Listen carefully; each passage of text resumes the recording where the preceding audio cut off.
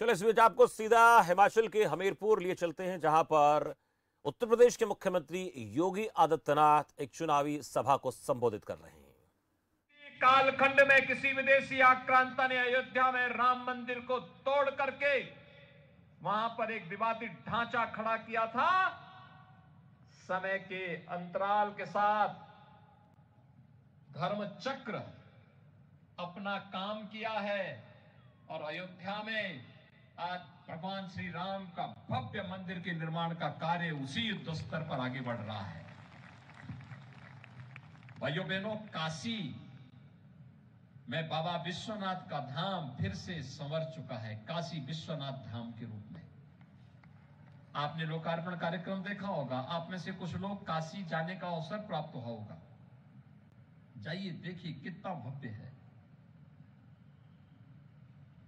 मथुरा वृंदावन में जाके देखिए कितनी भव्यता के साथ काम हुआ है। अभी प्रधानमंत्री जी ने महाकाल उज्जैन में महाकाल के प्रथम चरण के कार्य का लोकार्पण किया, कितना भव्य कार्य हुआ है।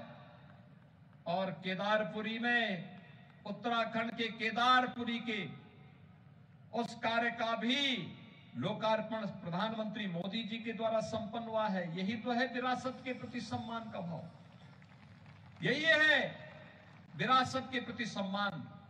और विरासत के प्रति सम्मान को आगे बढ़ाने के लिए आज भारत के अंदर युद्ध स्तर पर एक और अपने स्वतंत्रता संग्राम सेनानियों के प्रति सम्मान का भाव है।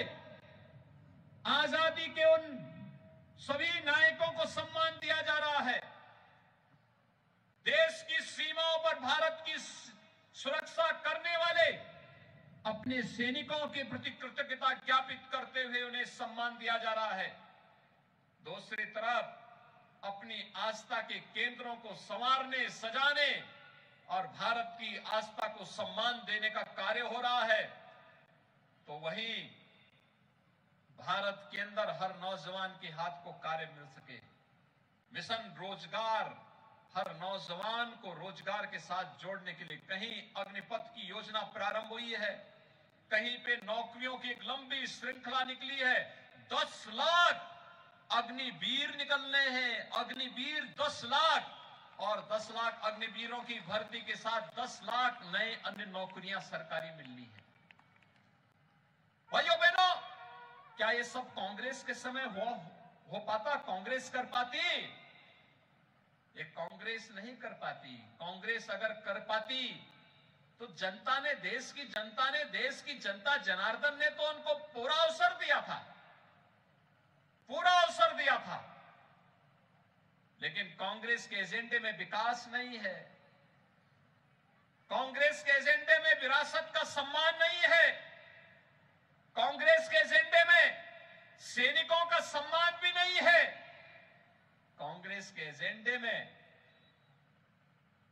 कहीं भी न अयोध्या था, न काशी था, न केदारपुरी थी, न महाकाल था। कांग्रेस के एजेंडे में तो केवल एक खानदान के विकास का था। और भाइयों बहनों, केवल एक खानदान के विकास तक सीमित है पार्टी, इसीलिए आज अपना अस्तित्व खोती जा रही है। इन्होंने विकास के नाम पर भ्रष्टाचार की नई नई परतें देश के अंदर खड़ी करनी प्रारंभ कर दी थी। इसका खामियाजा देश ने भुगता है। विकास अवरुद्ध हुआ है और आज उसकी कीमत हमारा नौजवान चुका रहा था। लेकिन अब भारत उससे उभर चुका है।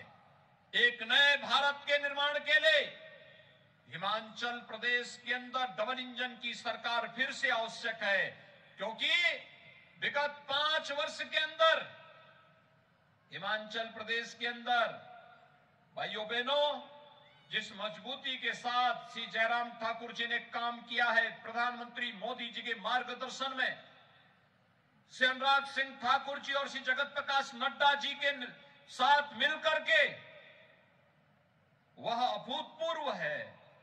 हर फील्ड में काम हुआ है। मुझे थोड़ा बताइए कि क्या अभी कोरोना जैसी महामारी से देश उभरा है?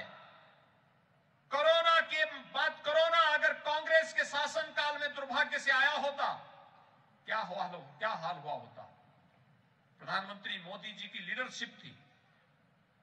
हिमाचल में श्री जयराम ठाकुर जी के नेतृत्व में जिस मजबूती के साथ काम हुआ, फ्री में टेस्ट, फ्री में उपचार, फ्री में वैक्सीन और हर गरीब को फ्री में राशन की सुविधा भी, देश के अंदर 80 करोड़ गरीबों को फ्री में राशन की सुविधा भी उपलब्ध करवाई गई। वृद्धजनों को वृद्धावस्था पेंशन, दिव्यांगजनों को दिव्यांग पेंशन, निराश्रित महिलाओं को निराश्रित महिला पेंशन, किसान अन्नदाता किसानों को प्रधानमंत्री किसान सम्मान निधि और हर गरीब को आयुष्मान भारत के साथ ही हिम केयर के माध्यम से 5 लाख रुपए सालाना स्वास्थ्य बीमा का कवर देने का काम भी ये डबल इंजन की सरकार ने ही किया है। अगर कांग्रेस के एजेंडे में विकास होता तो भाइयों बहनों 50-55 वर्षों तक उन्होंने शासन किया, कभी उन्होंने विकास को एजेंडा नहीं बनाया।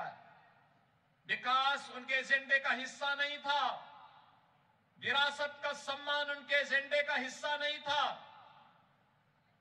सैनिकों का सम्मान उनके एजेंडे का हिस्सा नहीं था, गुलामी के अंश की सर्वथा मुक्ति उनके एजेंडे का हिस्सा नहीं था।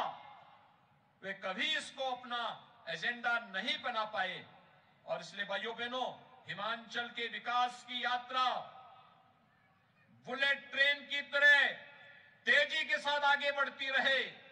इसके लिए आवश्यक है देश का यह शांत क्षेत्र, कितना शांति है, प्रकृति की गोद में आकर के ऐसा लगता है जैसे साक्षात देवात्मा के साथ हमारा साक्षात्कार हो रहा हो और हिमाचल के अंदर इस प्रकार की अनुभूति हम सबको होते हुए दिखाई देती है।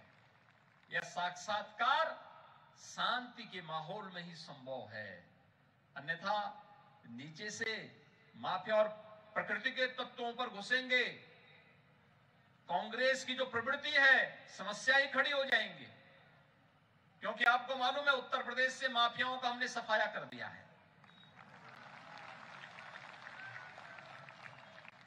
उनका राम नाम सत्य है हो चुका है, उत्तर प्रदेश से गायब।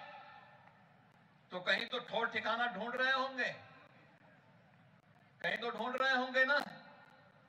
तो इसलिए हिमाचल प्रदेश को सुरक्षित रखने के लिए, हिमाचल के विकास को तेज गति देने के लिए, हिमाचल के नौजवानों के लिए और विकास की इस गति को स्वास्थ्य के क्षेत्र में, ग्रामीण विकास के क्षेत्र में, शिक्षा के क्षेत्र में, रोजगार के लिए, माताओं बहनों के सम्मान और स्वावलंबन के लिए डबल इंजन की सरकार फिर से बननी चाहिए। और डबल इंजन की सरकार के लिए आवश्यक है श्रीमती माया शर्मा जी का यहां से विधायक बनना आवश्यक भी है। पिछली बार भाइयों बहनों चूक हो गई थी तो विकास में पिछड़ गए, ऐसी चूक तो नहीं होगी ना, ऐसी चूक तो नहीं होगी। संकल्प है ना, तो फिर हम लोग ये मान करके चल लें कि 12 नवंबर को जब इलेक्शन होंगे तो 12 नवंबर के इस इलेक्शन में हर जगह कमल का फूल ही नजर आएगा। योगी आदित्यनाथ को आप सुन रहे हैं, हमीरपुर में चुनावी सभा को संबोधित कर रहे थे योगी आदित्यनाथ। बीजेपी के प्रत्याशी के लिए उन्होंने वोट की अपील की है, साथ साथ उन्होंने जिक्र किया विकास और विरासत का कि प्रदेश हो या प्रदेश हो, विकास की धारा बह रही है और इसके साथ साथ हमारी विरासत को भी 4 चांद, चाहे केंद्र में मोदी सरकार हो या फिर बाकी राज्यों में बीजेपी की सरकार हो, उसको बेहतर और उसको और ज्यादा गौरवान्वित करने का काम हम कर रहे हैं।